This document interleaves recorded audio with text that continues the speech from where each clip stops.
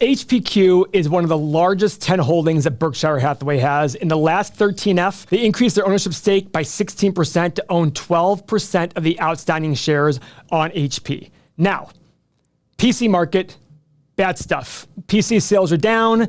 It's become an issue. However, so are Apple sales. Actually, in fact, Apple computer sales are down more than the overall computer desktop market.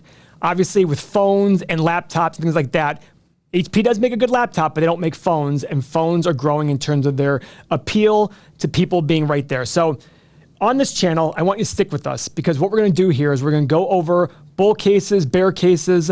We're going to go over HP's fundamentals. That's a big thing for us. Why does Warren Buffett love this company? Why is he increasing his stake in there? I think there's a very good reason that I'll explain in this video, but we're then at the very end going to go to do a stock analyzer analysis of the company to determine what price to pay. But it's very important you stay throughout the entire video, because even after the stock analyzer portion, we go over little tidbits that make sense to talk about with the company. So stick with us. If you're a new investor, experienced investor, it doesn't matter. We're going to go from beginning to end and go over things as easily as possible. So stay right here, check it out. In 2022, HPQ acquired Poly, which is a very big company based on working collaboratively with home and office. So now with the whole, are we doing some sort of hybrid, which I personally don't believe is going to be the long-term effect of employees, unless they do work 5 days a week. But I think we're going to go more to a 4-day week plan.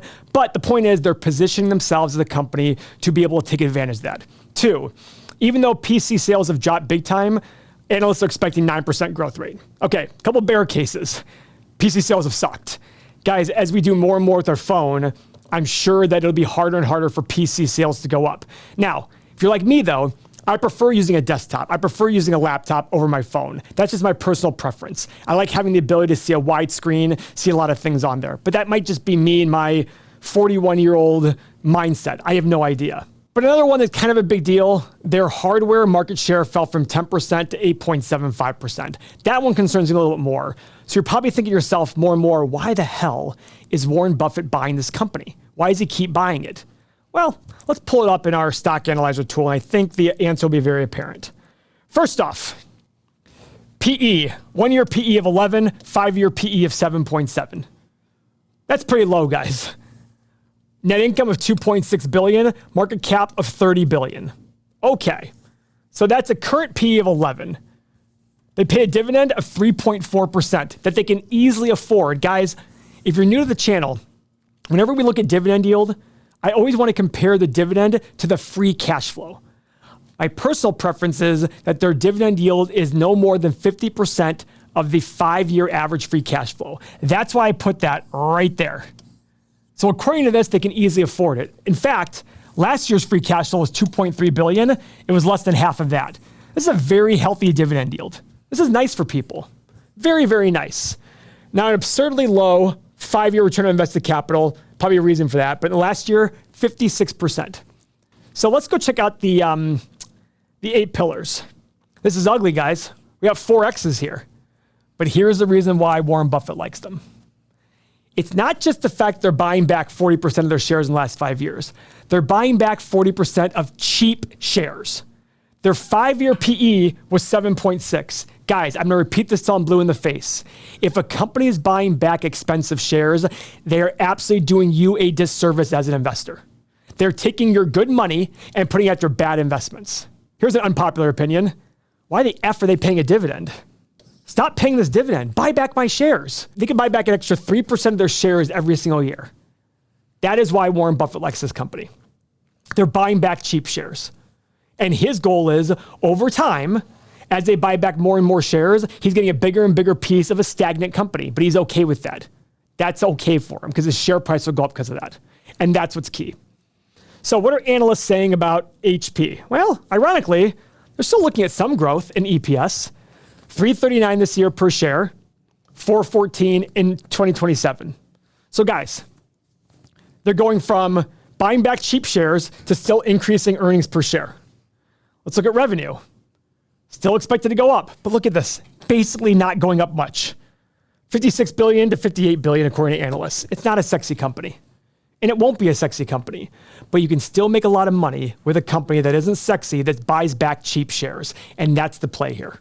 If you don't understand this process, do not buy the company, and never ever buy a company because anybody in the world has it or says to buy it. Do your own research. And that's why we're here teaching a process. That process is so important to us.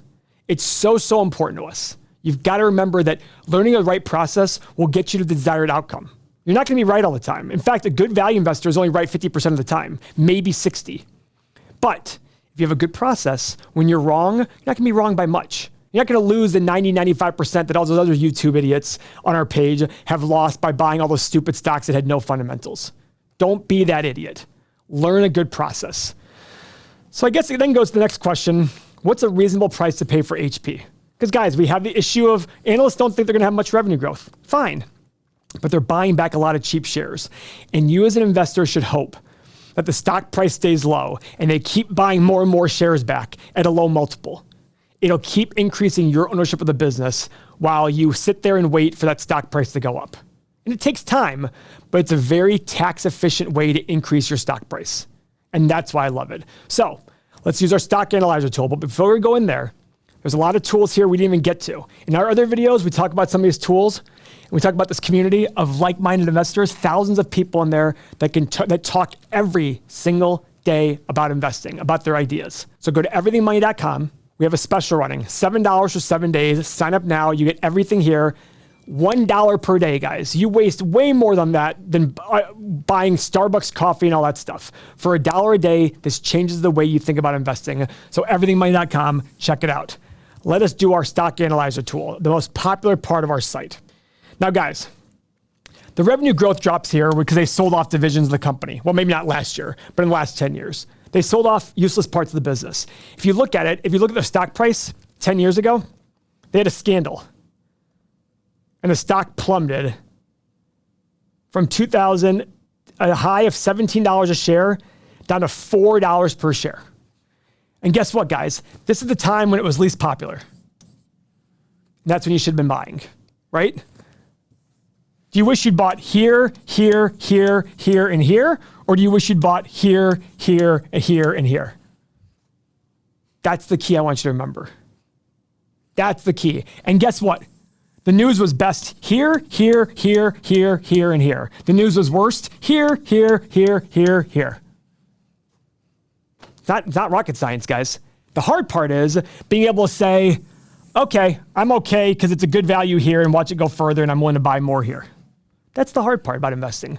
Investing isn't about numbers. It's about emotional fortitude to be able to buy when everybody else thinks it's terrible. That's the hard part. So let's do our stock analyzer tool here on HP and figure out what we think it's worth. Now, I'm going to go conservative. I'm going to go -2, 0, and 2% revenue growth. That's pretty effing low. Okay? I'm assuming in the middle case, more likely, the revenue stays the same. Okay. Profit margin. Now, the profit margin is down recently, but let's do this. Let's go 5.5, 6.25, and 7%. Let's say they crush it. Free cash flow. I'm going to do the exact same thing. These last 2 years seem to be an anomaly. They tend to be more consistent here, but I'm still going to go lower and then go higher there for, let's say they crush it, they turn around, they become the best computer maker, whatever, they get into some other business that we don't even see yet, and it ends up being a huge hit for them. That's what I'm assuming. Now, PE, for a negative growing company, I'm going to go 8, 12, and 16. Nope, 8, 11, and 14. 8, 11, and 14. These are the multiples I'm going to pay for the company that I think it's going to be valued at. For a negative growing company, that's about right. 8 times multiple, maybe less. But you can put whatever number you want in there. That's the key. That's what's so great about the stock analyzer tool. And finally, for my desired return.